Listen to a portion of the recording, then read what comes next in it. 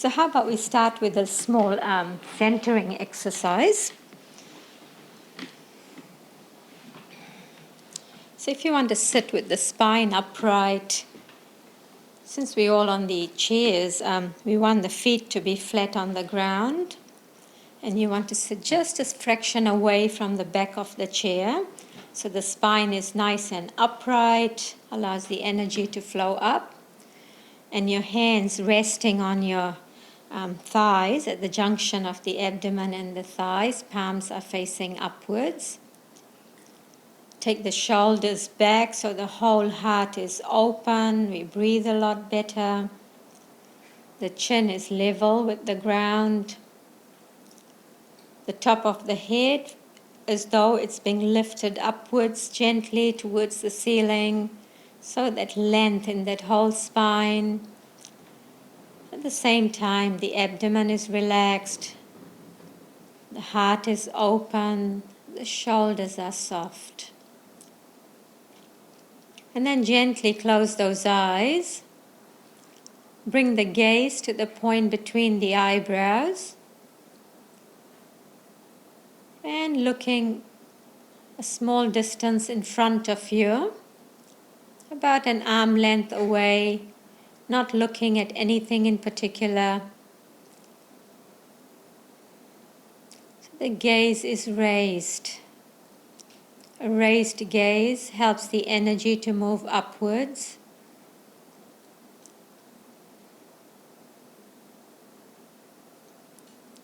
Let's take a double breath in, like a short, long inhalation. And then tense the whole body until it vibrates. And double exhale. And again, double inhale. Tense the whole body. And double exhale. So we're energizing this body so that we can be alert as we begin this meditation.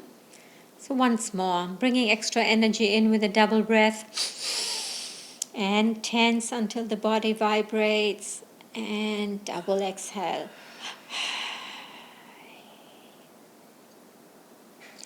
And then allow the breath to return to its natural rhythm.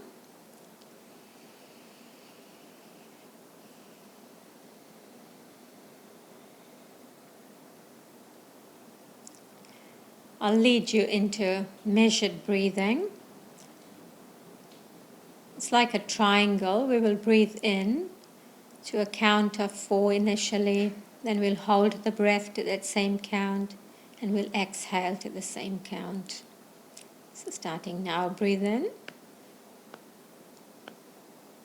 Hold your breath. Exhale. And inhale. Hold the breath. Breathe out. And again, inhale. Hold. And out. Do a couple more rounds at your own pace.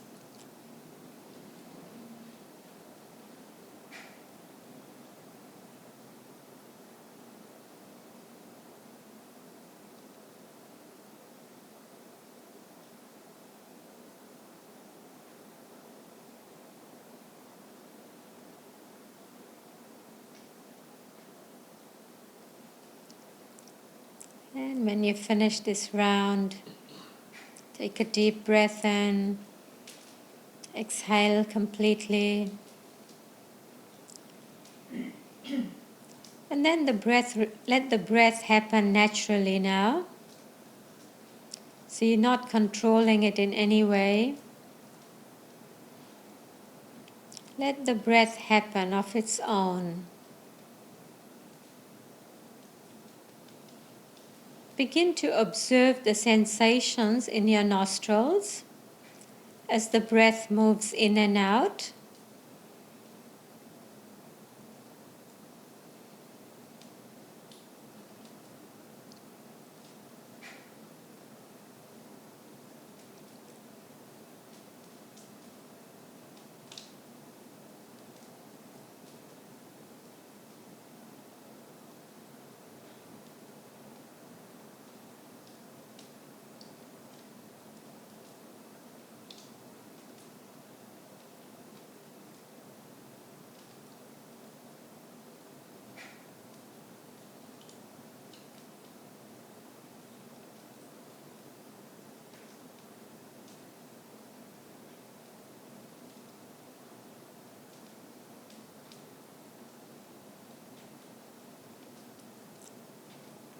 And now add the mantra.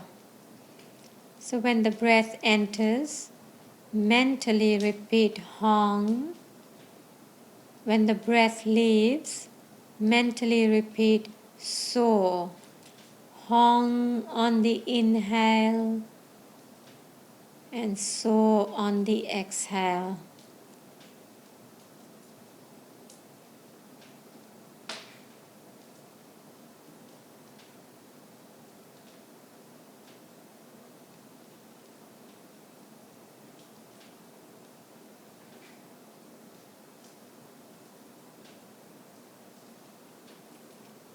Hong So means I am spirit.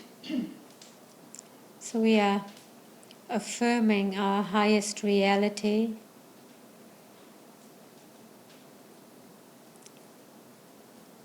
Mentally repeating Hong for the whole length of the inhale. So for the whole length of the exhale.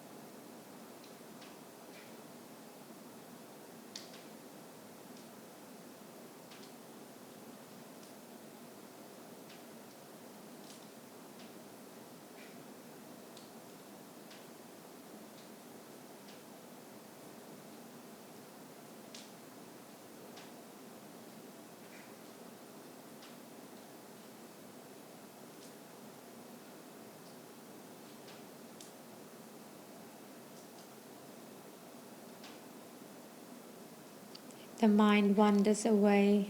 Just gently bring it back to watching the breath, Hong with the inhale, So on the exhale.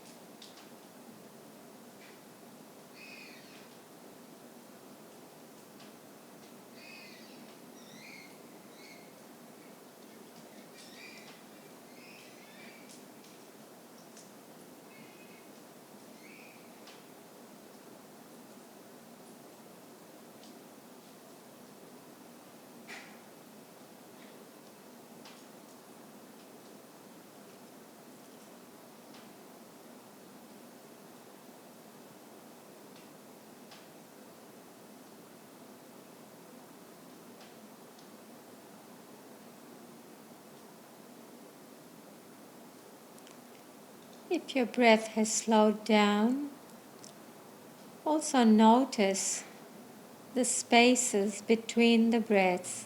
Perhaps there is a pause after the inhale. Perhaps there is a pause after the exhale. So continue with the Hong So, but at the same time really enjoy that stillness if it's there between the breaths.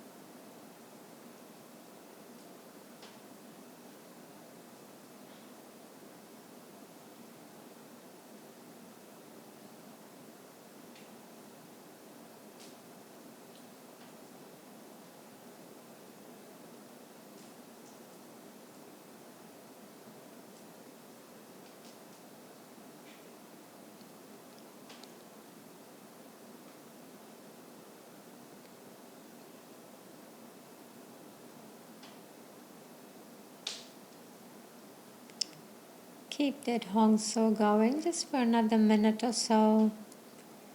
Try and deepen your concentration.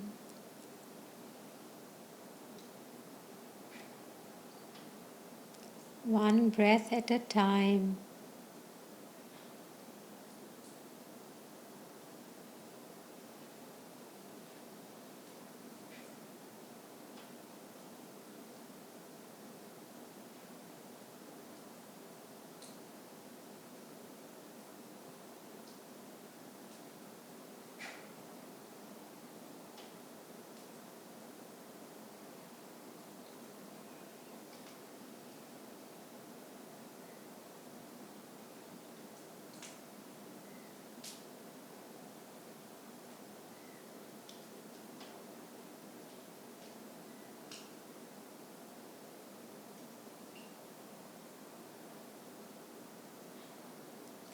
Maybe just another 3 more breath cycles with the Hong So. Concentrate deeply.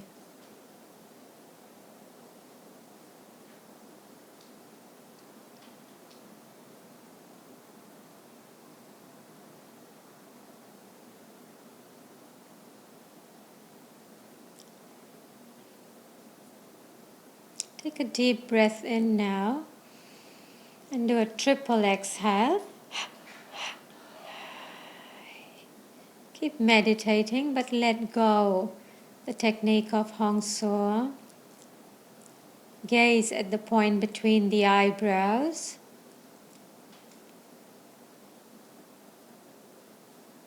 Become aware of the stillness, the peace. There's nothing to do right now. But notice the quietness in this body, in this mind.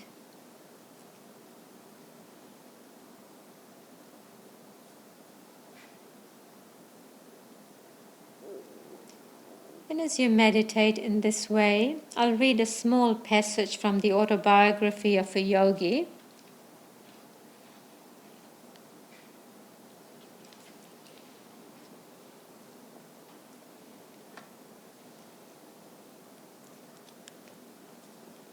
Paramahansa Yogananda writes, Kriya Yoga is an instrument through which human evolution can be quickened. Sri Yukteswar explained to his students, the ancient yogis discovered that the secret of cosmic consciousness is intimately linked with breath mastery. This is India's unique and deathless contribution to the world's treasury of knowledge. The life force, which is ordinarily absorbed in maintaining the heart pump, must be freed for higher activities by a method of calming and stilling the ceaseless demands of the breath.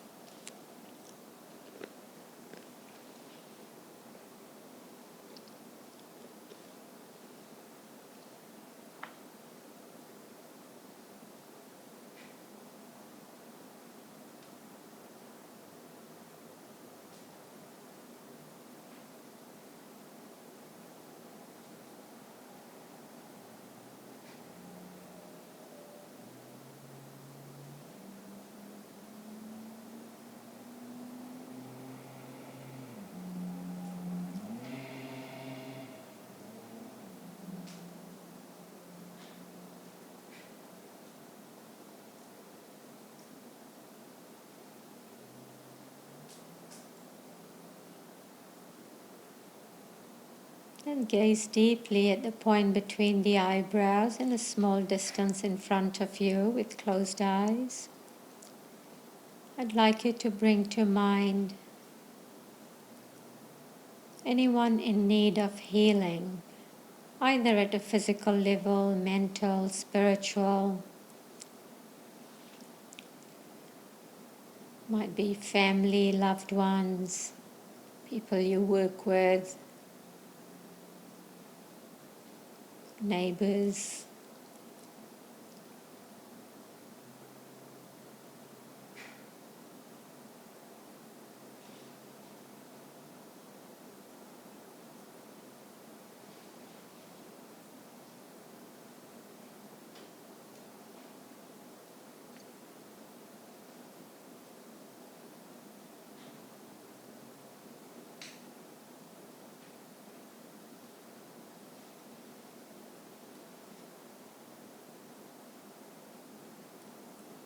Let's do the healing prayer that Paramahansa Yogananda taught, the Divine Mother prayer. So you may repeat after me. Divine Mother, Thou art omnipresent. Thou art in all Thy children. Manifest Thy healing presence in these bodies, minds and souls. And rubbing the hands together. And then arms raised. Let's chant Om 3 times, sending this healing energy to the souls that we have been visualizing. So take a deep breath in.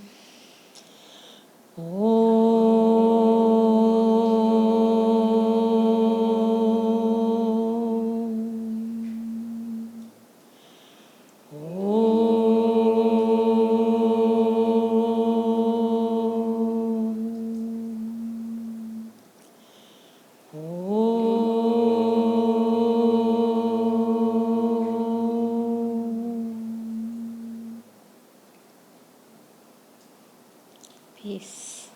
Amen. And coming out of this practice,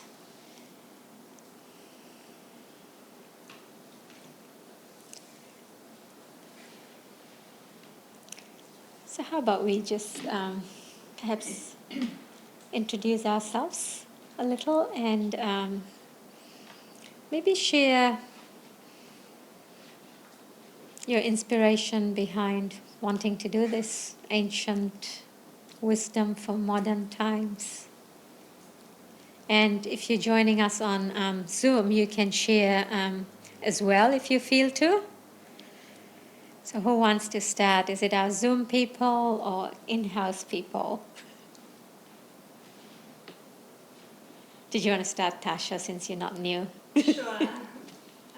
I can't see anyone on Zoom putting their hands up in my hand. My name is Tasha. I have done the beginner's meditation course with Kavita, and I really enjoyed it, and I knew that if I didn't book in for something else, I would get out of the habit and stop doing it. So that is why I'm here, just really to keep the momentum going. Excellent. And you've been managing to meditate on your own at home? Yes. Mm-hmm. I could always meditate more, but yes, it is happening a bit. It's actually nice to have that yearning that, oh, I could always meditate more, because that's what helps you in your next practice. Yeah. One of our teachers says that it's good to leave your meditation feeling that I really want to do more, because that longing then brings you back to your meditation. But if you do too long to the point where you sort of get quite restless, the chances are you won't want to come back to do it again. So yeah, it's always nice to leave with a little extra longing that, I want to do more. Yeah, I was driving here thinking, I hope she does a guided meditation. So yeah, I definitely feel like that. Yeah, thanks for sharing that. Jenny? I just love coming and I love meditating. I've been reading and reading for years, or anything I can get my hands on, spiritual or religious or all sorts. But I've just done the course, it must be, when was it, October I think, Was it that long ago? Yeah. And I just kept coming because I just going to keep coming. But this one's really great. I think this one will be really good too. So I've done the chakras and the beginner's course. And the energy. And the energy and the chakras and the And you come on Wednesdays. Yeah, I come on Wednesdays. And I love Wednesdays. It's just a discipline really, Yeah. A discipline. Yeah. Ah. So I'm really enjoying it. Heather? I used to meditate quite a bit, and until we were doing this just now, I'd completely forgotten I'd actually been to meditation classes years ago, because we did the same chant on the breath. Okay. Can't remember who's but I wasn't trying to save my life, both in the sense that I need to do more of it. I need to be bigger than me. My walls become personal. And I need to get back into that again. Thank you. Mike, I've done lots of reading and all sorts of things. Got interested in the idea of consciousness and finally got some time and started meditating last year, a couple of years ago. And then read autobiography of a yogin. I know there's something bigger than what I'm seeing and doing, and we'll explore that. And then this course came up and having to work on Tuesdays that I can do every night, so my shift work, so Excellent. it looks really interesting. So I like the idea of the ancient side of it that's been going on for a long time. So, yeah. Thank you. Did anybody want to share on Zoom? Yes, I'll first speak for Linda Partridge because she's got a bad cough, so she thinks she won't talk. But my name's Linda, and I want to do this course as I want to learn more. I won't say the rest, but that's what she said. And then we've got Shelley, probably ready to say something, I hope. We've got Did you want to say something, Shelley? Not really. Just looking forward to learning something new. Patanjali isn't something that I've specifically dived into, so looking forward to learning. I'm glad you could join in. I am too. Thank you for offering a Zoom. Yeah. Really. Thank you. And we've got Linda Moyle ready to speak, I hope. Hi everyone. I live down in the South Island. I'm in Waimate. I used to come to Yogic's classes. I really enjoy all the teachings that Kavita shares with us. And even if you've repeated things several times, you always learn something new, is what I find. Thanks for learning, Kavita. Thanks for sharing, Linda. Nice that you could join in. And Helen Scanlon is ready to speak, by the looks of it. Hi, I'm Helen. I've been coming to Narrows Retreat for a few years now. Narrows is definitely my happy place. Like Shelley, I don't know anything about Patanjali, so I'm looking forward to learning something new. Thank you. And we've got Serena, Catherine, and who else isn't spoken? Sasha. But Sasha's actually unmuted, so Sasha might say something. Hi. I discovered Narrows Retreat just as I was leaving Hamilton. So unfortunately, I've never been able to take any of the classes until today. But I have been to see Kavita a few times, and I'm interested in this course because literally some of the questions that this course covers, I was sort of asking myself today, and then of course they popped up on my Facebook feed from Kavita, and I was like, wow, what are the chances that would come up for me today? So I was really keen to come along today and learn. And thank you, Sasha, for asking that this be done over Zoom, because if you hadn't asked, it wouldn't, we wouldn't have so many of you there. Oh, that's nice. Well, thank you for offering. So I don't talk, do I? My name's Bernie. I've been coming here for about 5 or 6 years. And Patanjali is something I need to learn more about as well, because it's going to be a wonderful subject, but I just love coming out and being a part of the energy that we have in this group. I'm going to pass this around. It's known as the Yogas. Yogas are the world cycles. Do you want some there? Yes, I will. Now you're going to say that we haven't got one for the Zoom audience. It doesn't matter. Most of them are familiar with this. Yep.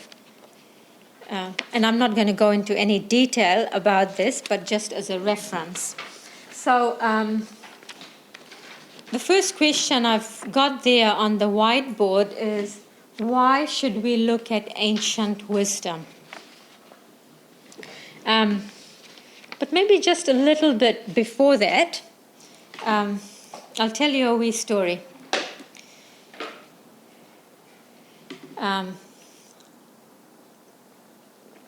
So I actually read the autobiography of a yogi when I was 19 years old. I was a first-year student at university. I went to Massey in Palmerston North. And then not long after that, I started attending a meditation group, which was also in Palmerston North. And the meditation group was run by Graham and Kath Odering. They started the Odering's Nurseries. And so just last year in December, I went to Palmerston North because Kath Odering passed away. And I really wanted to find out from Graham more about his journey on this path, on the path of Kriya Yoga. And he's 90 years old. So I know that if I don't find out now, I probably wouldn't know. And when I first started going there, it doesn't strike you to ask some of these sort of questions. And this is the story he told me. He said he was wondering if he ever saw a saint on the street, how would he know that that person was a saint? And he said that a strong thought came to him that you would know by the eyes. And so he was walking down the streets of Wellington, and this was the early 1960s. He was walking down the streets of Wellington looking into each person's eyes in the hope that he will find a saint. And then he said, as he was walking past a bookstore, might have been Whitcoll's, he said there was a big display of this book. And he saw these eyes and he thought, he's a saint. He knows God. And so he went into the bookstore. He picked up the book, £5, and that was his full week's wages, he said. But he bought it. And they started the meditation group in 1969, the same year that I was born. And I found that meditation group, same house they were doing it in the early 90s. And at the age of 90, he was asking me, do you know somebody who could come and read to me the teachings of Yogananda, because he hasn't got very good eyesight at the moment. He says, I want to learn how to go deeper into my meditation. I want to refine my technique. I want to do higher Kriya. And so I was kind of telling him, if you want to do higher Kriya, I think you should really just get on to it. Like, he said, oh, no. I think I really need to refine my earlier techniques. It's about another 3 years, and then I'll do higher Kriyas. Amazing. I mean, this is what Kriya Yoga does for us. Even at that age, he still lives, that there is some purpose in his life. There is more that he wants to do.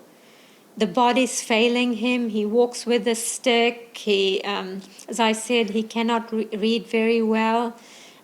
He cannot read because he can't see. But he's wanting to get somebody who would read to him. I mean, he's still got so much life. And I was talking to him. His wife had just passed away. But he still had a mind that was not ruffled by what had happened. As in, this was expected. So that's a little bit about my journey to Kriya and a little about what the quality of people that Kriya Yoga produces.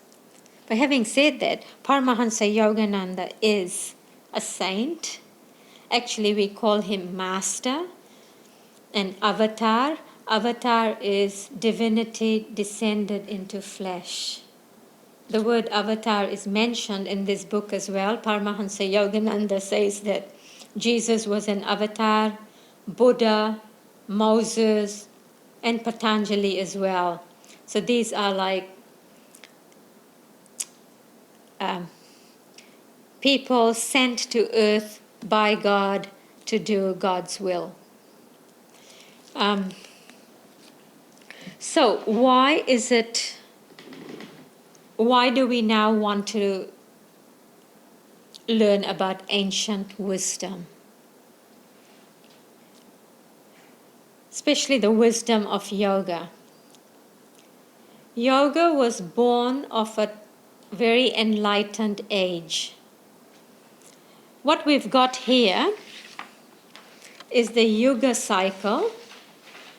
Paramahansa Yogananda in this book explains briefly how the world evolves and devolves.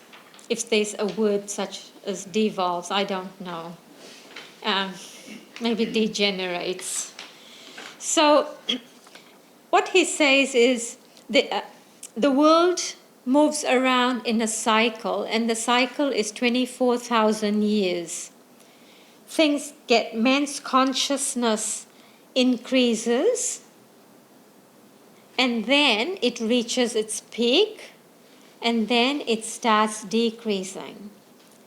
When man's consciousness is very high, it means that they have the ability to perceive truth directly through intuition. When man's consciousness is moving down, and when we say it's moving down, as in we are becoming more materialistic in our ways, our ability to perceive truth isn't quite there. We begin to move from using intuition to know truth to actually using Swami Kriyananda calls it the clumsy tool of logic. We think logic is a very advanced way of knowing truth, as in, reason and logic. But really, reason and logic can often fail us. But intuition is inner knowing. It's the ability to know truth directly without any external evidence or without the use of our sensory instruments. And so in the higher ages, we use intuition.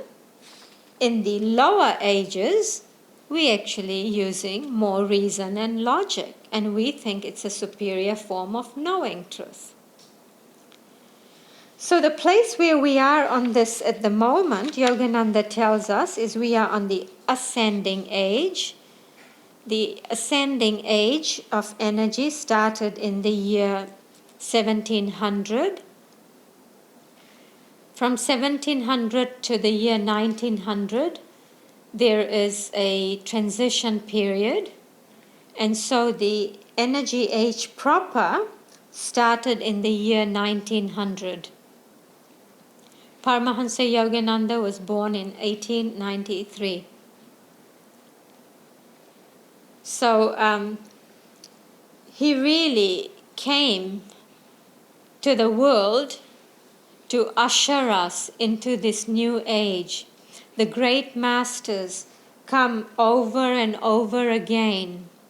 The scriptures, the yoga scriptures tell us that whenever virtue declines and vice predominates, the great masters come, and they come again and again and again. So we are in this ascending age. The ancient teaching, the teaching of Kriya Yoga, comes from the very high ages. But when the age descended, man was not interested in a teaching that was based on things that cannot be experienced with the five senses. Energy is not something we can experience with our five senses. We can So the only thing that becomes true and real in the age of matter is that which we can experience through our senses. Energy is not something that can be experienced through the senses. It's invisible.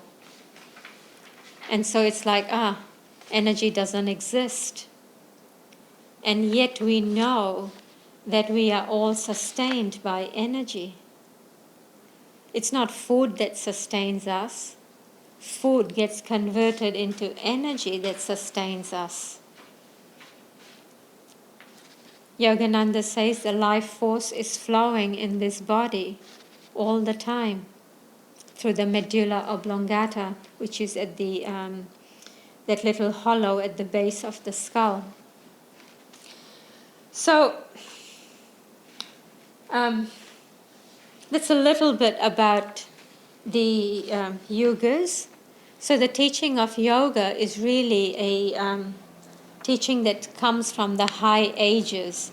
And because we are once again in the ascending age, there is this craving, this hunger in us to want something more. As in, we've done the things of the world and realized at some level, either consciously or subconsciously, that it does not have the ability to bring us eternal fulfillment.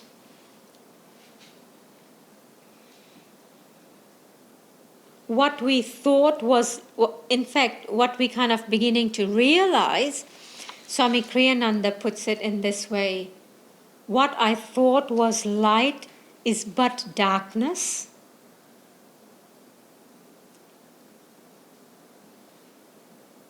All the things we were taught, to strive for, we've discovered that it does not bring us the fulfillment that our soul is seeking. Paramahansa Yogananda calls it, in the autobiography, he uses the phrase, we begin to experience anguishing monotony. So even if our life is going really well, we still feel that, is this it? I've been there, done that. There must be something more. And that's what brings a person to the teachings of yoga. Does anybody have anything to say? Does this make sense?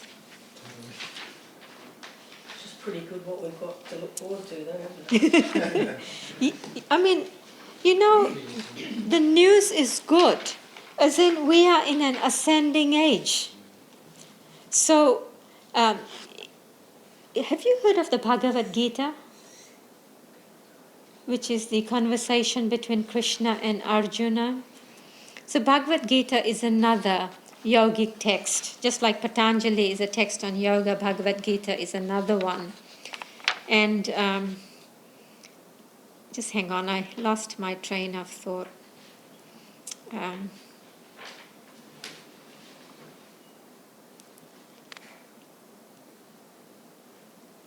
You were talking about the news being good. Then you went to the Gita.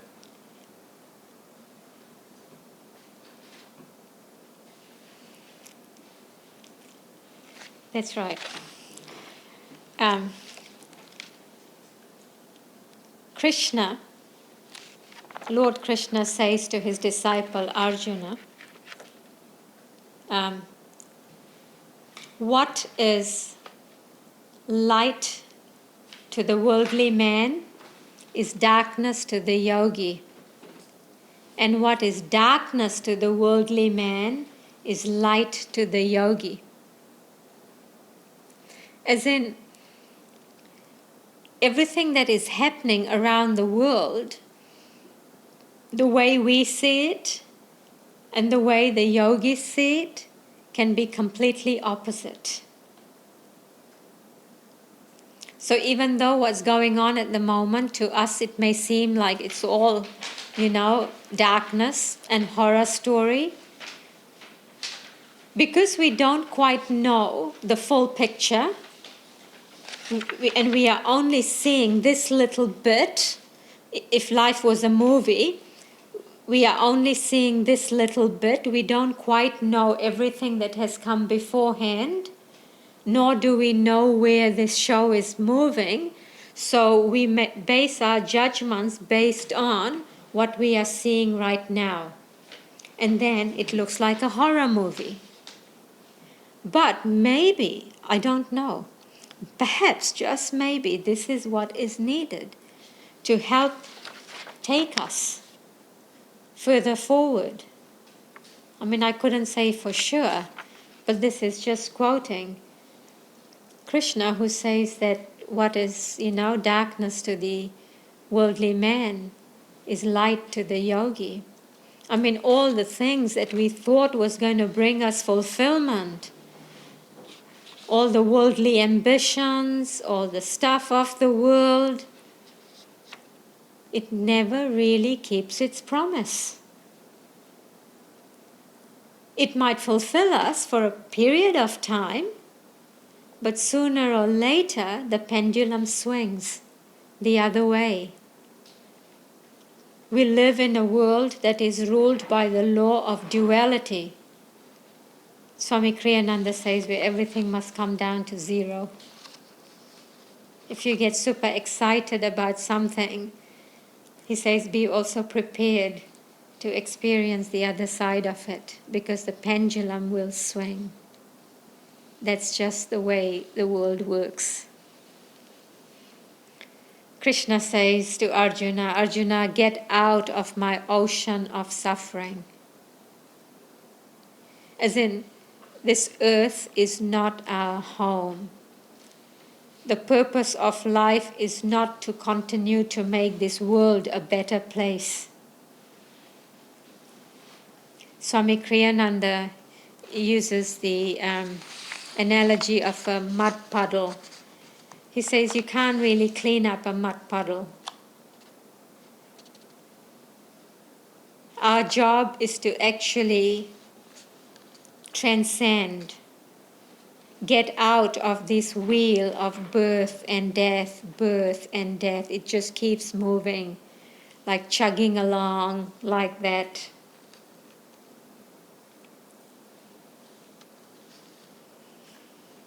So Patanjali is a sage who lived something like, just the exact dates are not known, but somewhere about 2,000 years ago. Paramahansa Yogananda says that he's an avatar, divinity that has come into flesh. And so 2,000 years ago was a time of descending. Man's consciousness was coming down. And the knowledge of the enlightened age was getting lost. Man was not interested in knowing about these teachings, the ancient teachings. So it was actually there was a real danger that it was going to get lost. So what Patanjali did, he wrote it all down. See, in the higher ages, this was all common knowledge as to what is the purpose of life, how do you get out of this ocean of suffering. All of that was just common knowledge. People just knew all of this through their intuition. But as the age was coming down, where the only reality was matter, this knowledge was going to get lost. And so Patanjali wrote it all down for that age when man will start becoming thirsty for this knowledge again, just like what is happening in our age. And that's why we've had a lot of great masters come recently, as in the last 150 years, who are reviving these teachings once again, because all of a sudden there is a resurgence of interest in these ancient teachings, as in we are all waking up that there must be something more than my material life. I mean, look at Einstein. He discovered that matter, what is matter? But matter is energy. And this is all happening very, very recently. And so Patanjali, he wrote everything down in the form of sutras. A sutra is a Sanskrit word meaning a thread of knowledge. And it's very, very condensed. Every word that's in the sutra is like a big concept, which the scholars have then come and spent pages and pages explaining what that concept means. And so Patanjali wrote it down as 196 aphorisms. And each aphorism is something like 3 words long, 4 words long, 5 words long. And so 196 aphorisms, I haven't really counted how many lines on a foolscap page, but I imagine you could write the whole thing on 2 to 3 pages of a foolscap. And so 196 aphorisms, and that is the whole science of yoga. It tells you who practices yoga, what is the goal of yoga, how do you go about reaching that goal, what are some of the benefits that come as you start on this practice, what is the end result in that 196. So it's really the entire science of yoga Patanjali has captured. And Paramahansa Yogananda used to actually teach classes on Patanjali's Yoga Sutras. And so what Swami Kriyananda did was he explained what these sutras mean in this book. He's called it Demystifying Patanjali. Patanjali is always thought of as something that's kind of difficult to understand. But it really is the science of how to be free. Many years ago, I came across another translation of Patanjali, and that book was titled Yoga, the Discipline of Freedom. As in, the practice of yoga, and when I say yoga, I do not mean yoga postures. The word yoga means union. I'll come to that in a minute. So the discipline of yoga eventually brings us true freedom. We think freedom is being able to do whatever I want to do.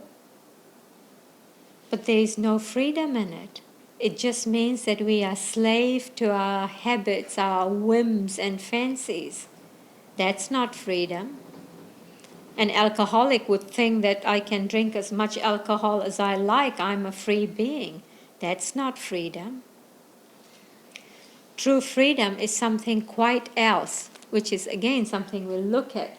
So Patanjali's, what I want to focus on today is the first 4 aphorisms of Patanjali.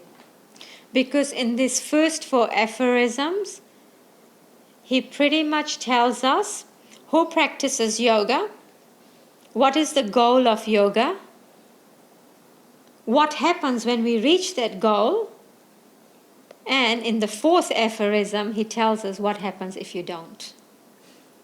So in a way, he summarizes the whole text in the first 4 aphorisms. So the first aphorism says, the Sanskrit word, these three Sanskrit words, they are Atta Yoga Anushasanam, which translates to now begins the practice of yoga. Now, you may look at it and think, what could be so profound about that sentence that says, now begins the practice of yoga? Like, is it just an introduction, or is there something more in there? The word now, which is the word atta in Sanskrit, is quite a loaded word. What it means is you have tried everything else, and you have come to a point where you have realized that nothing in this world can bring you eternal fulfillment. Your soul is restless. And so now you have come to the practice of yoga. Does that make sense? As in, there's a precondition to coming to the practice of yoga. If the material world is still giving you what you want and need, why would you bother with the practice of meditation? Why would you bother practicing this conduct of right living? It's only when we come to a realization that everything that I thought was light is actually darkness, that we come to this practice.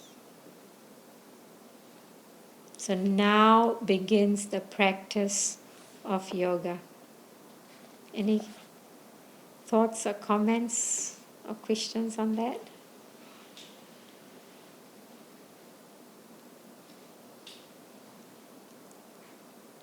Is this speaking to you?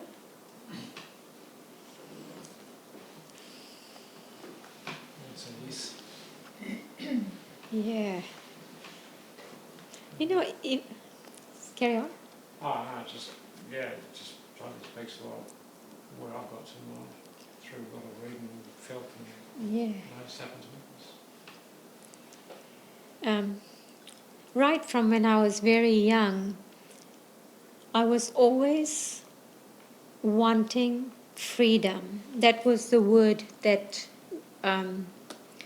I used. And as a child, I thought that once I finish school, then the teachers won't dictate to me how I should live my life, and then I would be free.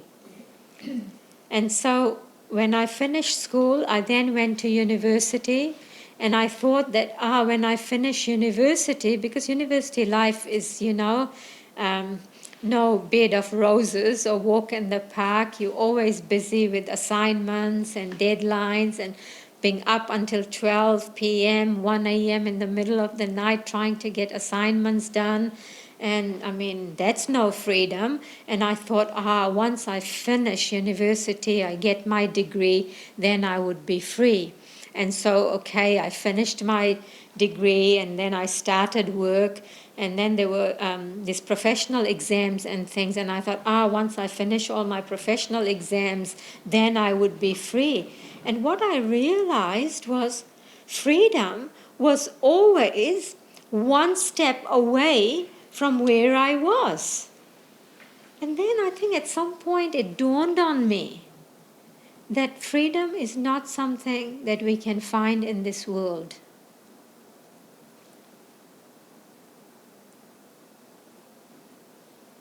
And so when I came to these teachings of yoga, it actually started telling me how to find freedom. What we think is freedom really is not freedom. We think money can give us freedom. We think, once I get married, I'll be free. Once I have children, and everything of the world binds us more and more and more until we find ourselves completely entangled. It's like a web that you don't then know how to kind of get out of. And so the second sutra there, I've written the Sanskrit words there largely because I want us to know these Sanskrit words.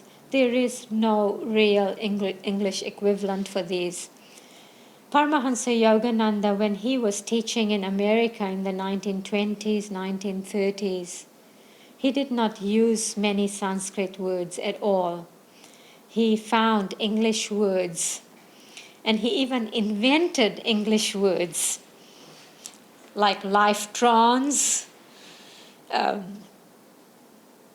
think there are many other words that Yogananda invented. They're not coming to me at the moment, but life trance is coming to me right now. But anyway, the second aphorism is both the goal and the method of yoga. So yoga, chitta, vritti, nirodha. The word yoga, in modern times, a lot of people think that yoga means yoga postures. But the word yoga means union. Union of our consciousness with the infinite consciousness. Union of my will with the divine will.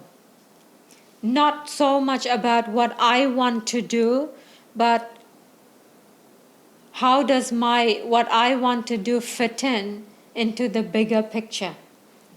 So yoga is really that harmonization of every aspect of our lives with a bigger reality. In fact, Paramahansa Yogananda has written a poem which is in this book here, Autobiography of a Yogi, called Samadhi. Yogananda says to memorize that poem. It's a very long poem. Linda Moyle, who's on Zoom, I think, Linda, you have memorized that whole poem, haven't you? That's all right. But it's a very long poem, and it starts off like this. Vanished the veils of light and shade, lifted every vapor of sorrow, sailed away all dawns of fleeting joy, gone the dim sensory mirage. That's actually the state of yoga. That is the state of where our little self becomes merged with the big self. Imagine that, vanished the veils of light and shade, lifted every vapor of sorrow. I mean, what is that state of lifted every vapor of sorrow? Sailed away all dawns of fleeting joy. As in, everything on this earth that we think is bringing us joy is but just fleeting joy. And then he says, gone the dim sensory mirage. Love, hate, health, disease, life, death, perished these false shadows on the screen of duality. Look at that image, the screen of duality. Yogananda often used this image of life being a movie. And he would take his disciples into a movie theater, and that everybody will be engrossed in this movie, and then just at a very exciting scene where everybody's just absorbed, he would tap the disciple on the shoulder and say, hey, look up. And what he was telling them is what they were seeing on the screen is just a projection from the projection booth at the back. I think most of you know in the old, the way they showed movies, there'd be a man sitting in the projection booth and the beam of light will go out and project a picture on the screen. So, but what happens is, this is what happens to us. We think that this is all so real because it seems so real to us. We are so involved in it until somebody taps us on the shoulder and says, hey, look, where is all of this happening? So, yoga is really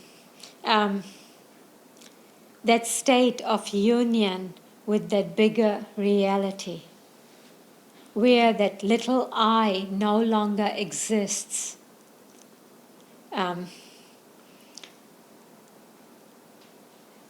You'd have to read that poem for yourself. It's a beautiful poem. Linda said yes, so I try to recite it each day at least once. You know the reason Yogananda said to memorize that poem? Because it creates in us the aspiration to desire that state. And once that higher desire enters into our heart, the lesser desires begin to vanish. Often, sometimes people think that desirelessness is the goal of meditation. But Paramahansa Yogananda, in one of his talks, has said that the negative state of desirelessness is not the goal of meditation. It's something quite else. I'm going to come to that slowly. So the second word, chitta. Chitta has got 4 aspects to it. Mind, intellect, ego, and feeling. So let's look at it this way. So the Sanskrit words there for mind is mon, intellect is buddhi, ego is ahamkara, and the feeling is chitta. So the mon or the mind is that which records information. So the phone rings. The mind is that aspect of chitta that hears a sound. The mind is really, in this context, it's only a recording device. Just like this instrument we have got here, that's an audio recording device, all it's able to do is record the sounds that are coming to it. It has no ability to make sense of what I am saying. It's a recording device. So the mind that I'm talking about here is that part of us that just receives the information. So when we receive information, at that level, we are still not involved with the movie. All that's happening is the information is being recorded. Yogananda uses the analogy of a horse reflected in a mirror. All the mirror is able to do is reflect that image that's in front of it. It has no ability to do anything else. So at that point, we are still distant from our experience.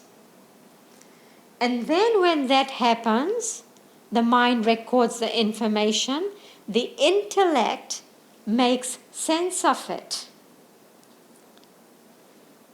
The intellect, in the case of that horse and the mirror, the intellect says, that is a horse.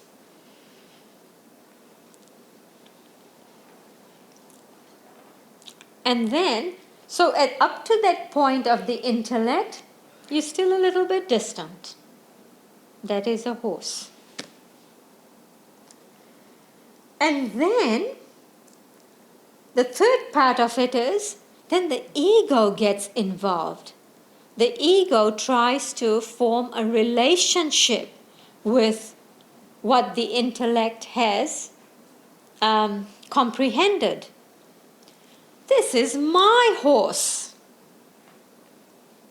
Or sometimes we find that when two people are having a conversation and this person might tell a story and then this other person will then say something like, oh, I also experienced such and such. You bring it back to yourself.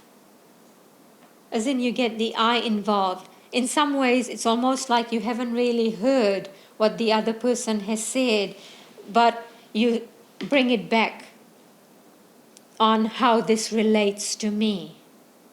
So that's the ego. So at that point, when that happens, it's like you are becoming a little bit emotionally involved in this drama that's going on. And then as soon as that happens, the feeling part of us takes over. I like my horse.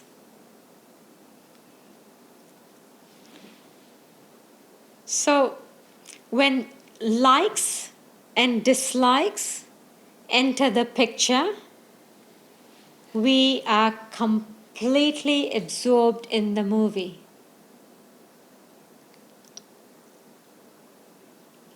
I have often used the example of my daughter. She plays the cello. So this is when she lived at home. So she'd be playing the cello here. I would be, say, cooking in the kitchen, and I hear her playing, and so the mind hears the sound coming through. The intellect decides that, it's the sound of a cello that's being played, and the intellect intellect then says, okay, she's playing this particular piece, but she just played that piece before. So that's all the work of the intellect. And then comes in, she's my daughter.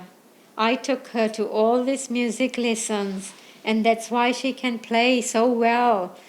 And so that's the ego getting involved, as in she is playing, but I'm finding a relationship to myself of her playing. And then, how proud I am of my daughter. She plays really well. I like how she plays. And then I'm completely involved in the movie. So the chitta, so that's the chitta, the four aspects of the chitta, and you can begin to see how we can get so entangled with life. If we just objectively watching as a witness, we are calm. So basically you can turn that round the other way. If something terrible happens, you're going to do the same thing and get it back to you, and you're going to feel terrible about it. In an accident scene, people who get too emotionally involved are not able to help in any way. It's the ones who have a sense of detachment are able to stay calm because their heart's feelings aren't churning. They have the real ability to see clearly what's going on. You see, when feelings get involved, it distorts reality. It's like the analogy that's often used in yoga teachings is that of a lake, and the moon being reflected in the lake. So if the lake is really calm, you'll see the perfect moon being reflected, beautiful round. But if there are too many ripples in the lake, that image of the moon will be distorted. And so likewise, when the heart's feelings get involved in a situation, it is not able to perceive truth.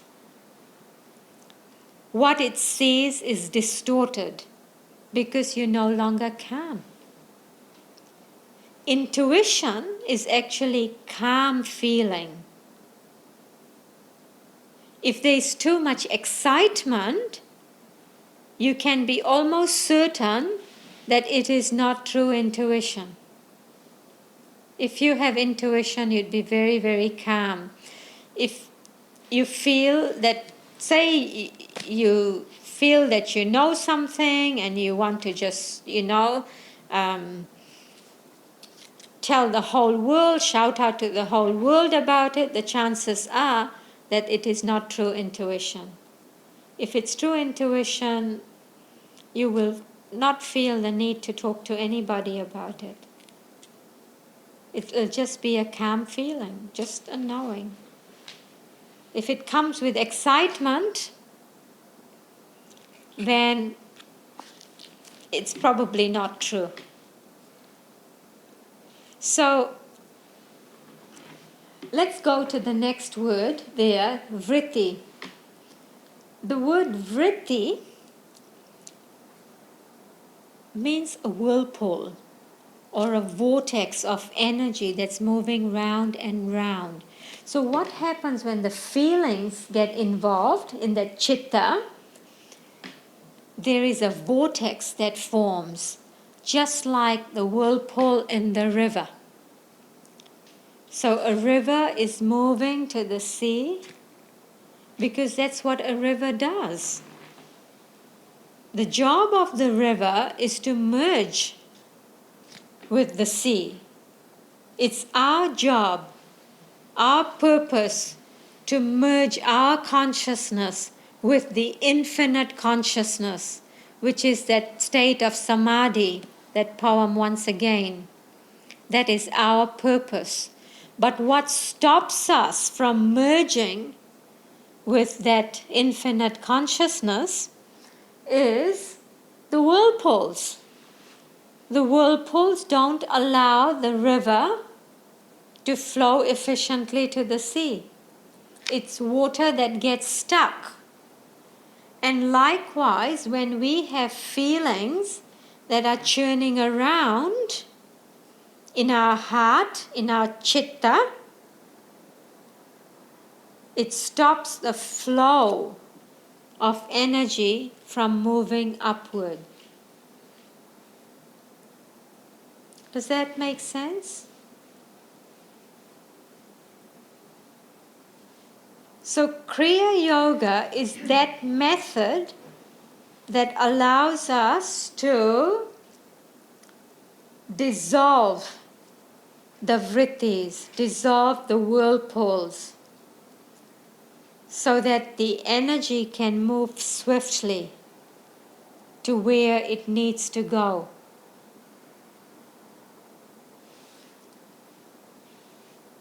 Is this making sense?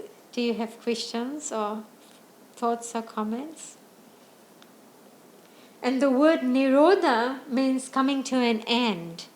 So taking that whole sentence, yoga chitta vritti nirodha, means yoga is the dissolving or neutralizing the vortices of feeling in the heart.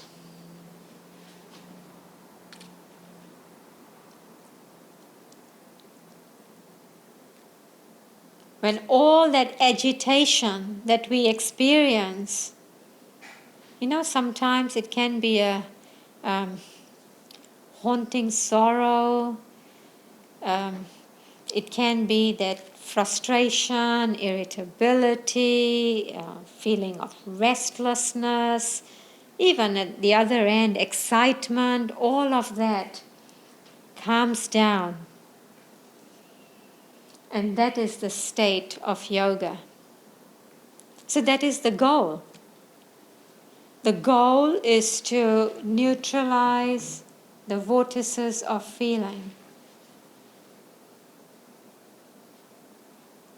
If you don't know any other sutra in Patanjali's Yoga Sutras, the second one is worth knowing, because that is what we are trying to do with all of our practices. The Hongso method of meditation that we did, the purpose of Hongso is really to calm the heart. The mantra Hongso affirms that I am spirit. You are affirming your highest reality. You are not identified with your fleeting roles in life, with your fleeting feelings. You are identifying with who you really are. And so, when that happens, when the vortices of feeling are all neutralized, the third aphorism says that the sage then experiences his true nature. As in, what is our true nature? Are we this physical body that we wear? I mean, this physical body, the scriptures say, is a garment that we wear. So when this physical body dies, there is something else that still survives. So why do we identify so much with this physical body? We identify with the roles that we play in life. And yet, even those roles are so fleeting. If we identify too much, say, as a mother or father, well, the kids grow up and then they don't quite need us so much in that role. If we identify too much with our careers, well, careers can vanish overnight. There is no lasting reality to it. If we identify with the wealth that we have, wealth is just so, transitory as well. It can be just taken away overnight. We just need a crash to happen.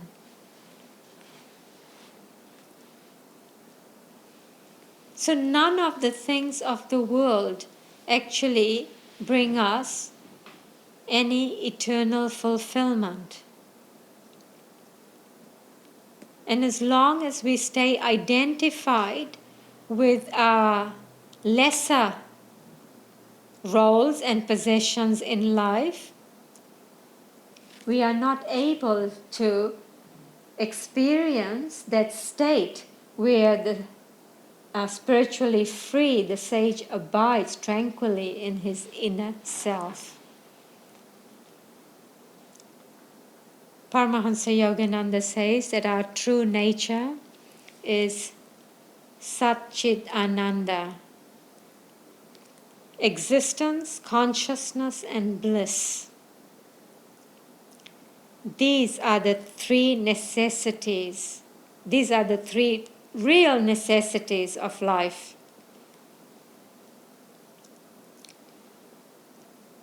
Every one of us have an innate desire in us for existence.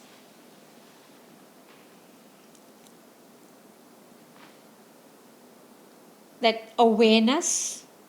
So, let me phrase it slightly differently. Sat Chit Ananda, Sat means ever existing, as in you're never not there. There's something in you that survives, even death. Ever conscious means there's always an awareness of that existence, of yourself. And ever Ananda means joy, ever new joy, a joy, that bliss that never becomes stale, as in that is our true nature, that I'm always existing, I'm always conscious, and this is always delighting me. Night and day. Paramahansa Yogananda wrote a little prayer in the Whispers from Eternity, and it's called Endless Thrills of Delight. And so we are all wanting that state.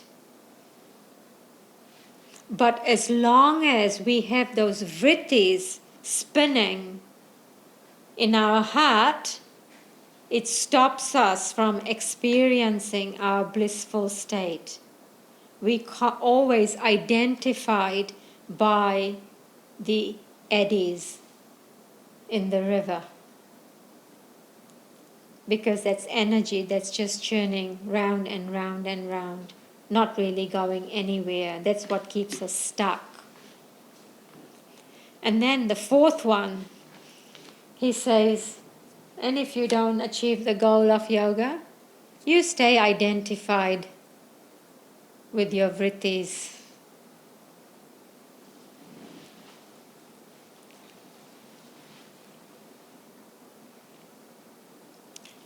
So what do you want to know?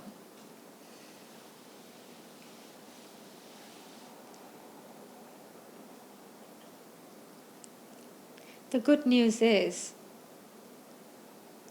Yogananda has brought to us the technique or techniques to help neutralize or dissolve the vrittis that are dancing around or spinning around in our hearts.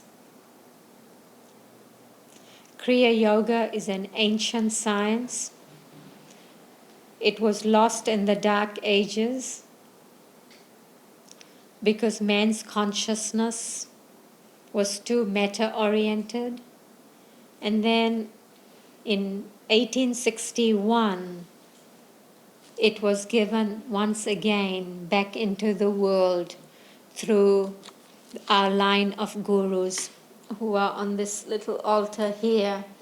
Babaji in the Himalayan mountains, that's that second picture in the sepia tone there, called Lahiri Mahashaya. Lahiri Mahashaya was working as an accountant in Varanasi. He was about 30 years old. He was married. He had 2 children. And he was told that he needed to relocate for his work. He probably read that in the autobiography of a yogi. And so he traveled something like 800 kilometers to go to his new workplace in a bullock and cart with a servant. And when he got to his workplace, he discovered that there was not a lot of work to be done. And he would roam in the Himalayan mountains, and there he meets Babaji, quite accidentally from the worldly standpoint, but no accidents happen in the world. And he spends, I think, about 9 days or so with Babaji, and Babaji gives him Kriya Yoga and tells him, go and share it with people out there. And so Lahiri Mahashaya comes down the Himalayan mountains after 9 days. His colleagues thought that he was lost, probably eaten by tigers and lions in the mountains. And then a few days later, I think he receives a telegram to say that your transfer happened in error, come back. So then he goes back to Varanasi and he carries on working as an accountant, but by the evening he shares these teachings of Kriya Yoga. And so through Lahiri Mahashaya then, Kriya Yoga has then spread into the world, and Paramahansa Yogananda was the one chosen by Babaji to bring these teachings out into the modern world. And when I say modern world, it's not just the West that's the modern world. In fact, America is exporting teachers of Kriya Yoga to India. So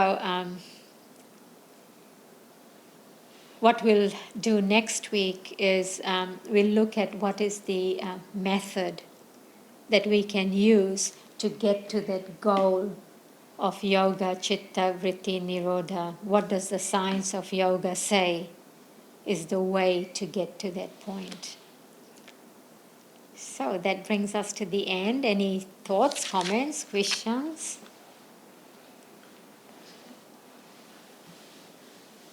What's that book like? This one here? Yeah. It's readable.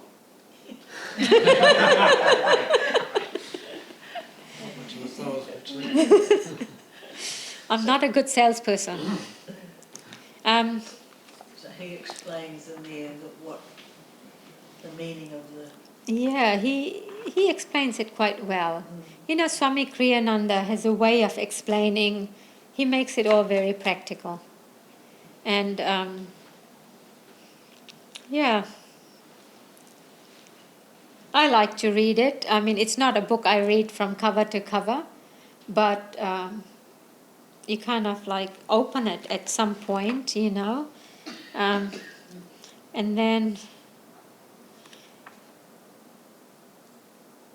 just as a pure crystal reflects the true shape and color of objects that are placed before it, so is the yogi's mind.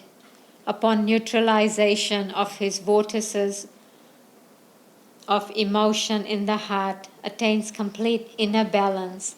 He then realizes knowing, knower, known as one. So that's aphorism number, I can't read, 41. And then he's explained what that means. But it keeps coming back again and again to neutralizing the churning. In fact, when you start learning about the chakras, then you really begin to understand what is this turbulence that we're talking about, the eddies. But your understanding of this just keeps deepening. You think that, now I understand, and then a year later you will say the same thing. No, actually, now I understand. But